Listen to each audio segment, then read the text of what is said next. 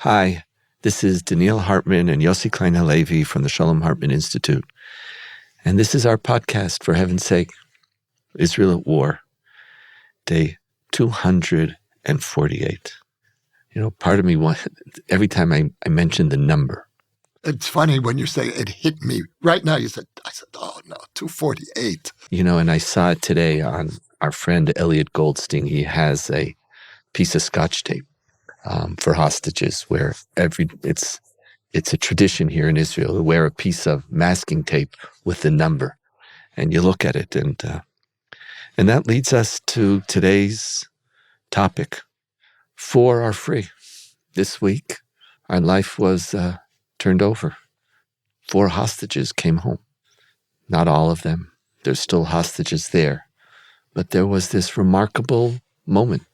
And I heard about it. I was walking home from my mother-in-law's with my wife Adina and my daughter and grandson and son-in-law. And we walked through a park. And a lady just sitting at the park, she looked at us, she said, Shamatem, did you hear? Oh, wow. She said, did you hear? 4 hostages. It was just, she needed to share. That's such an Israeli moment. Yeah. I read that secular neighbors, this happened on Shabbat, so presumably religious Jews didn't know. And so secular neighbors left notes at the doorstep of their religious part neighbors. Of it because she saw my kippah. Yeah. She saw my kippah. And it was just, we needed this day. But it's a complicated day because it's not the end of anything. 120 are still left. But this was a very, very special, moving day. Arnon Zmora, Zichrono Livracha, gave his life, a hero of unique proportions. We keep discovering unique heroes in this war. And he was, thousands of people lined the streets at his funeral. Yeah. Thousands of people lined the streets as his coffin. It was just, and unfortunately, that seems like we never get the happy day. We never get just, they're all free. There's no ending. It's a middle, though, but you and I felt that we want to stop on this day. Stop. And the issue that we want to talk about is, what does this mean in Israel? And also the significant disparity between the way we felt and the relative simplicity and joy which we experienced, and the way this was very often reported.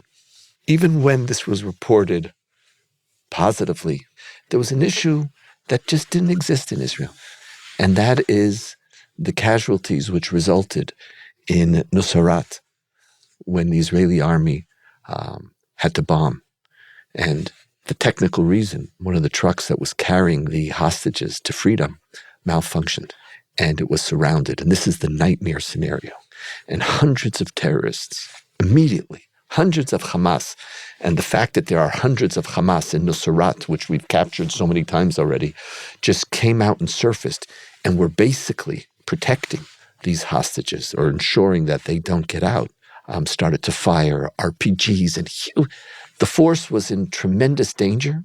And when this happened, the Air Force job is to create a wall of fire to protect until the paratroopers came in. There were various circles of troops, and we're all experts now because every detail of this story was almost like the Exodus from Egypt. We're telling everybody in Israel knows every stage of what occurred.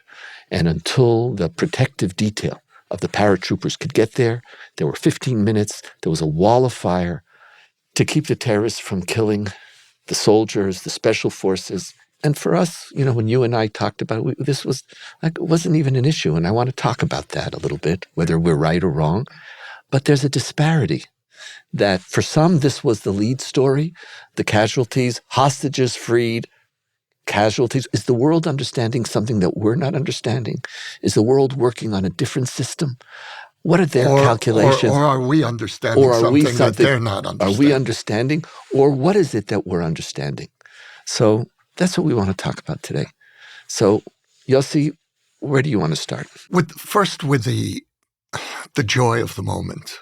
Before we start deconstructing, when you and I spoke immediately after Shabbat, there was unequivocal joy. And I think that what we were responding to was not only the joy of the families, but this sense of relief that we're still ready to fight and die for each other. Last week, on the last podcast, you and I spoke about how the hostages have become a politicized issue. And this week, it's as if none of that ugliness was there. And we were reminded of the love that Israelis feel for each other. And I'm sure none of these soldiers hesitated for a moment to walk into the lion's den. And knowing something of how things work here, I'm sure that soldiers, commandos, were fighting for the right to go in. And that's, for me, that's what this moment ultimately was about. After all these months of confusion and who are we as a society and the last year and a half of divisiveness, suddenly we had a moment of clarity.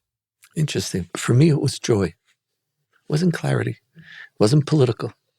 And afterwards, very quickly, it became very political, this too. As people wondered, Netanyahu came to visit this family and not that family, and he comes to visit. Well, I hated that. I hated the way he comes to visit the families. Like, he takes responsibility for the success and not for the. So we didn't let it last. Don't worry. Don't worry. It's like this. But I just felt. I was just I remember literally on my body. Yeah. It had nothing to do for me with a larger question of just this pure, simple joy. Because as you know, for me, so much of my Jewish identity is a feeling of family. Yeah. And also so much of my Israeliness. To be an Israeli is you're part of family. Yeah. You know, I said this before, when you tell your children, when you're in danger, find a stranger. I know it's a romanticization or something like that of Israeli society. Right. But there's something, it's family. But you see, that's exactly what I was responding to, was the reaffirmation of our family-ness. Very much. Yeah. We felt it. Yeah. And also Arnon Zmora. It was part of the story. He wasn't an unknown. It wasn't, and he had a name, and we spoke about him. And in a beautiful part of a funeral yesterday, his mother and his wife, after all of his colleagues in the army, spoke about this remarkable special forces hero who saved maybe thousands of lives on October 7th, and throughout his career. He's 36. This is he is in the most elite anti-terrorist group in the Israeli army and one of the most elite in the world. And they said, please, don't just remember Arnon for the soldier he was. Please remember him for the human being he was. And just it's almost too much. So I don't want to keep on romanticizing, but for me, it was a healing, not because it healed doubt. It was just the best of Israeli society and that I experienced.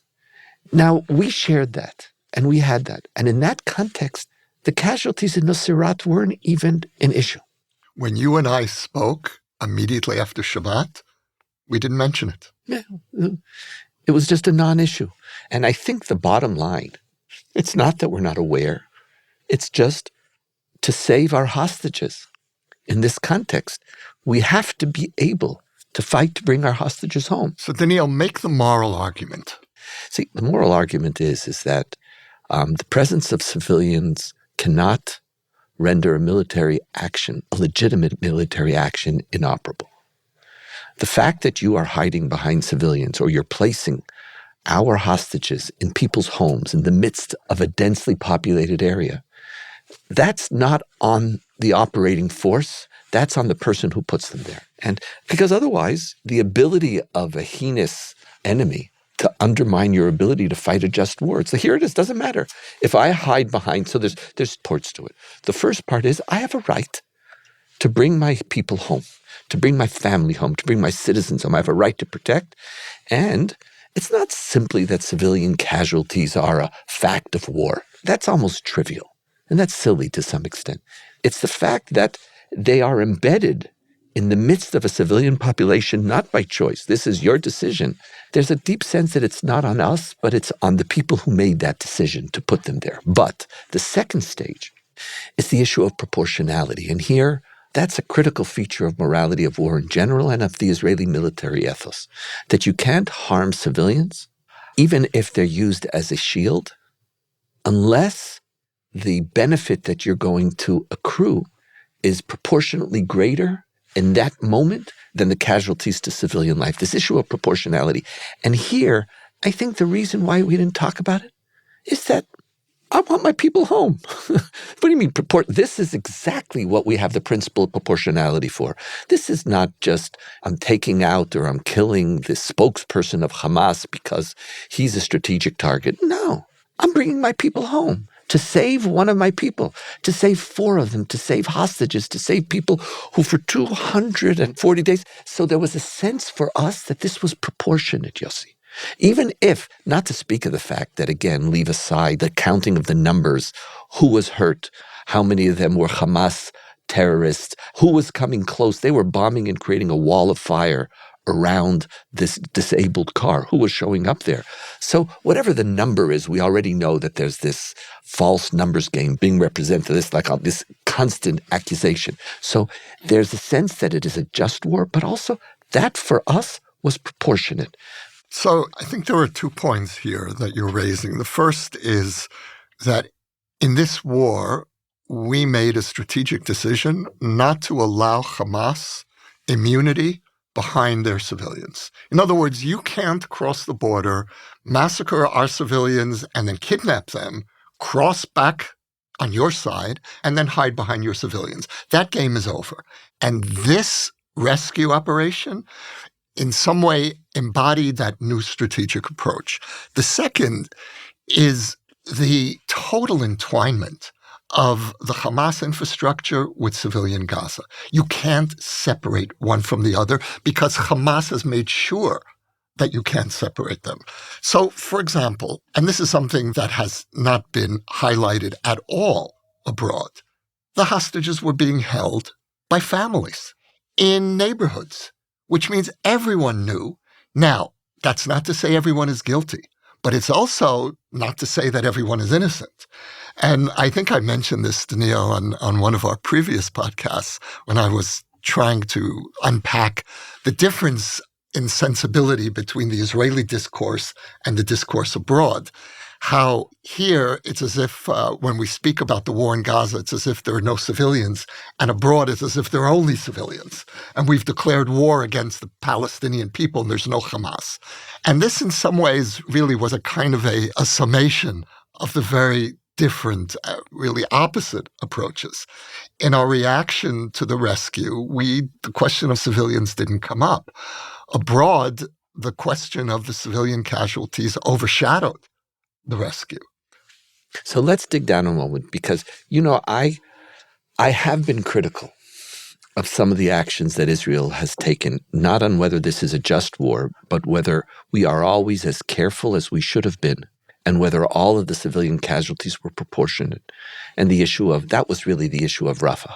But in this case, our core instinct of our family, just like we never argued if you want to protect a soldier, nobody was ever micromanaging the army's choice to bomb or to do A or B or C in order to limit army casualties. That's one of my rights as a people. I don't have to apologize for it.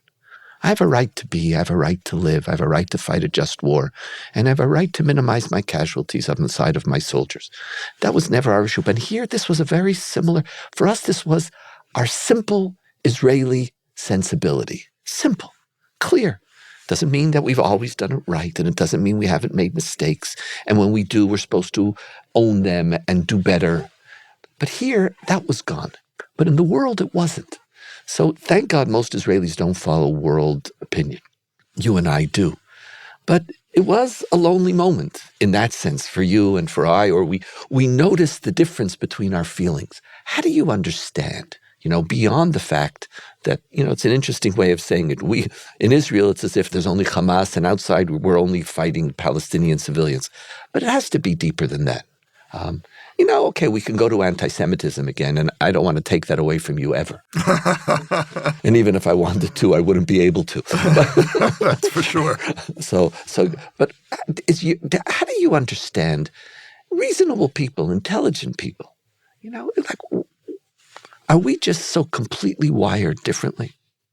What's happened in the last 8 months, and again, I'm taking up your challenge to focus on reasonable people, which means I'm not going to include the BBC anchor who interviewed an Israeli spokesperson. Could you tell that story? Because it was truly... It was extraordinary. It was extraordinary. I think my mouth literally dropped open. Take time and tell them the whole story, please. So Conricus, the former IDF spokesman, was on the BBC. And he's explaining about how exactly what you just said, that any country has the right to rescue its civilians, and the moral burden is on the other side for risking civilians, their own civilians. And the interviewer turns to him and says, well, shouldn't you have warned the Palestinians before you went in? And there was just a flicker of a smile in his response. And you could see him debating, should I tell her how ludicrous she is, or should I answer seriously? And he composed himself and then answered, well, we would have lost the element of surprise. And when you try, and you realize that was a precious moment for Israelis, because it reminded us how much of this criticism truly is disconnected from reality. And okay, I accept your challenge. Let's leave out the animus. This comes from... And the idiots. Well, okay, but the idiocy comes in part from a profound disconnect among most people in the West of what it means to be fighting a war, let alone an existential war. And that's where that question came from, of people who don't have a clue. And so we're trying to explain ourselves to societies that can't begin to imagine what it's like to be in our shoes. And that's part of the disconnect. That's part of the loneliness. And so you're right, we don't even need anti-Semitism or anti-Zionism to explain the sheer ignorance, the disconnect in how we experienced a seminal moment like the rescue of our hostages, and how so much of the West just didn't have a clue. And those who do have a clue. So we've explained those who don't know. But those who do know, is there some sense that you could give? Where are they coming from? Why would, again, I don't want to dump on the New York Times. It wasn't just the New York Times. Oh, I do want to dump on the New York Times, but we'll leave that. Look, I think that you can't remove because you can't say these aren't intelligent people. So you can't remove that reaction from the wider context of the war, the judgment that much of the world has now come to on the continued legitimacy of the war. And that includes many people who initially, at least, were prepared to give us the benefit of the doubt. And I think that's what you're asking about. How do we speak to those people? And this is part of the disconnect. We in Israel may have gone through a process of questioning the goals of the war, the strategy, the morning after, but those are political and military questions. We haven't had a real moral crisis here, and I certainly include myself there. The overwhelming majority of Israeli Jews continue to believe, to uphold the moral legitimacy of this war, and at least in principle, the necessity of continuing to fight. So if you put that in the context of a wider disconnect, then I think really we can begin to understand what is otherwise truthfully incomprehensible. You and I are old enough to remember the Entebbe rescue. And it's true there weren't massive numbers of civilian casualties. Nevertheless, there was uncomplicated joy all around the world. Total admiration. Now, we experienced this rescue as a kind of mini Entebbe. The Entebbe rescue of 1976, just to fill in for those who are not 70 years old, the rescue of 100 Israeli hostages from Entebbe airport in Uganda. And I think that so much of that instinctive joy was an Entebbe reaction. But that's not what we experienced this time around the world. It was interesting. On Sunday, there was a group of senior or very senior, age-wise, Israelis who were very senior in their positions in the past, who who are now looking to try to shape Israeli society. And they came to spend a day at the Institute to learn about what we're doing. And one of the people was Matan Vilnai, who was Yoni's assistant. Yoni Netanyahu, in the Bibi's brother. He was there, and he said, he was comparing. And it was just the next day, this was Sunday, comparing these two moments. And you're sitting next to somebody who was in Entebbe, only in Israel. These are, but I've been thinking a lot about it. And I have a natural desire to assume that I'm living in a rational, moral universe. Donniel, you have just defined the precise divide between us. That's my myth. For me, I know it's a choice, Yossi. Right. And that's the world I want to live in. And I'm going to stick with that, right or wrong. And some people, think I'm crazy, and okay. God, It's one of the things I love about you. No, I mean that. It's just my thing. And that's where you challenge me. And maybe we balance each other out that way, because otherwise I would just be too much, even for anybody. But I'm thinking about it. And again, leaving aside the idiots and the anti-Semites, if you realize for someone for whom it's not their family, it's already 8 months since October 7th. For a large part of the world, this is just... It's abstract. It's just person against person. Yeah. So you got 4 and you killed 200. There's no victim. There's no aggressor anymore after time. And I think part of what we have to understand is that this is a profound challenge that we have as Israelis. We could fight 6-day wars, 3-week wars. We can do operations. We're one of the 3 countries in the world who regularly use hard power. Russia, the United States, and Israel. We're the hard power people. Soft power people are the people who peddle influence, the Chinese, and they use soft power to influence. We are regularly using hard power in order to survive. In asymmetrical warfare, which is the most complicated morally. And so, unlike Russia and the United States, we don't have a veto. We actually count on world opinion. Like, we can't veto it all, and it has a profound influence on us, and we're actually not powerful enough to function independent from the world. And so world opinion is part of our strategic, or needs to be part of our strategic calculations. And by the way, that's not just for Israel, that's also Jews around the world. Jews around the world also. The success of what we're doing now in so many parts of the world, because October 7th is personal for people. The Jewish people, we're together. We care about each other. And so for us, these are for our children came, all of us, Jews around the world. This is the way we're taught to think as Jews. All of Israel are responsible for each other. You're just there for people. And that came out. And we're still very deeply there. It doesn't mean that people always support Israel. It doesn't mean that we're not critical of Israel. But that's a very deep sense of what it means to be a Jew. But you can't expect the world to think that way. For them now, it's 8 months already. You didn't win the war. It's like I hear Trump saying, you got to finish your business, like you got to win or something. The moral urgency of the war is no longer significant. And the hostage is no longer personal. It's not personal. And so it's a numbers game. And that is like, we almost have to accept it. Maybe it's not the lonely story of the Jew. It's the lonely story of somebody who's fighting an 8-month war and nobody cares anymore. And what strategic significance this has is something else. But we have to recognize that it's going to be lonely. Now, that loneliness is also dangerous. That loneliness is precarious in a world that day after day, someone else is deciding, Israel's now persona non grata.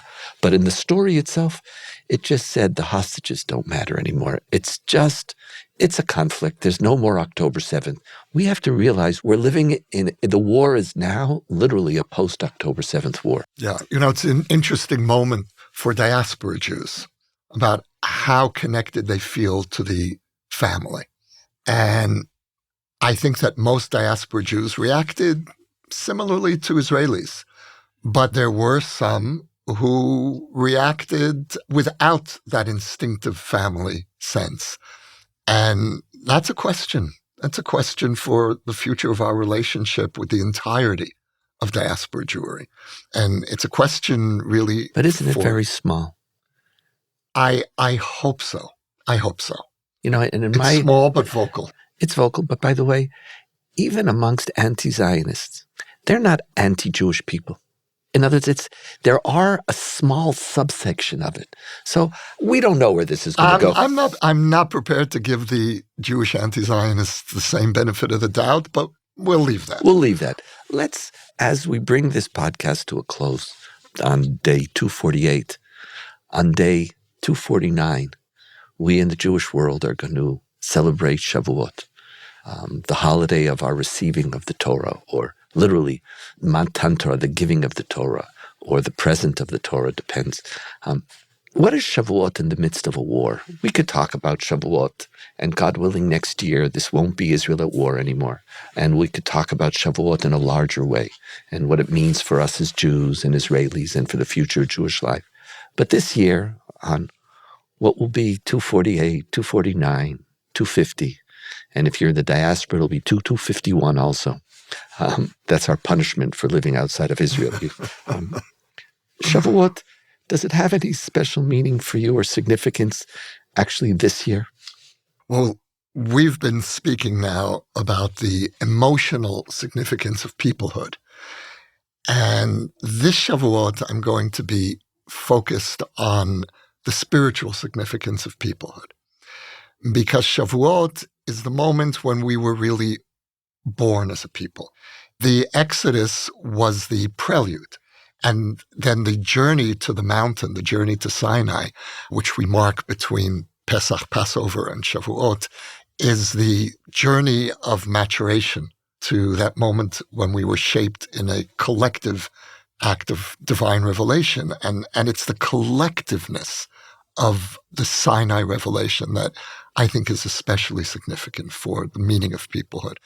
Judaism is, I hate what I'm about to say, which is Judaism is the only religion that, I hate this, the one-upmanship.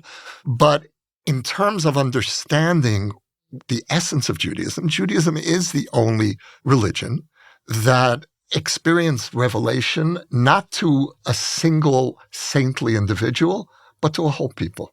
Good, bad, indifferent. The entire people stood at Sinai and experienced something, some form of revelation. And what that means to me is that there is no Judaism, there is no Jewish spiritual goal, mission, without the people. It can't be carried without the people. And so we're formed in an act of collective revelation. The Torah could have just been given to Moshe, to Moses. But the inner logic of Judaism is that the entire people has to be there. For me, Shavuot is a little different. What you're describing, and I love it, it's good, it's strong, is very much my Pesach experience. Mm-hmm. I feel that in Pesach. For me, Shavuot is a celebration of Jewish identity. It's where the Jewish people take ownership of our identity. We receive the Torah, but how do we celebrate Shavuot? We study. Shavuot is the only holiday that doesn't really have great rituals. Eating milchiks is not exactly that exciting. Milk products. It's like, okay, it's nice. But, Pesach is so rich and Sukkot is so rich, not to speak of Purim. And what are you supposed to do on Shavuot? And this tradition of staying up in the nighttime or learning the Torah is an experience in which the Jewish people don't see or don't embrace our Jewish identity as a yoke, as God's agenda. Like, here it is, the Torah is given, and we celebrate it. Really, Shavuot is the day in which we celebrate not the giving of the Torah, but the receiving of the Torah. Beautiful. And it's ours. And we celebrate our identity. And this year, I so much feel the profound need to reconnect to who we want to be as a people. I want to celebrate my identity. In the midst of war, I want to have a spiritual agenda, a moral agenda. I want that. For me, this is the balance that we need to have. And that, for me, is the future of Israel. And in many ways, I experienced that future of Israel. Today, on day 248, 200 of the top military doctors in the Israeli army are spending a day here at the Institute studying values and morality in the times of war. They came, they left, we're at war. And they said, no, we have to talk about a whole bunch of value issues and there's fascinating, critical questions about who you help, how you help, what resources you use between Gazans, Hamas, Israeli soldiers. And I was sitting in the midst of this unbelievably intelligent group of people who said, in the midst of the war, who we want to be is a question that for us is critical to who we are. And for me, that's Shavuot. And so I'm looking forward to letting go of the existential question for a day if our enemies will let us. They probably won't. And my telephone will ring the whole day with the Tzofar app telling me where something has fallen. But for you, peoplehood, for me, a celebration of our Jewish identity. I loved what you said earlier about the emphasis not on the Torah being given, but on who receives the Torah. And so I would adjust what I said to emphasize really the spiritual significance of peoplehood. That in Judaism, peoplehood is not a secular concept. It's a religious value, and it's central to who we are. And so this Shavuot, I will be celebrating the ongoing vitality of our peoplehood. With that, Yossi, pleasure to be with you. Always. I want to wish all of our audience a Chag Sameach, happy holiday, meaningful holiday. And let's hold the fact that four, it's not everybody, but four are home. This is, for heaven's sake, Israel at War, day 248. This episode was sponsored by Amy and Ted Kahn. You too can sponsor an episode of For Heaven's Sake. The link to donate can be found in the show notes or at shalomhartman.org/For Heaven's Sake. We will acknowledge your gift on a future episode. For more ideas from the Shalom Hartman Institute about what's unfolding right now, sign up for our newsletter in the show notes or visit shalomhartman.org/Israel at War.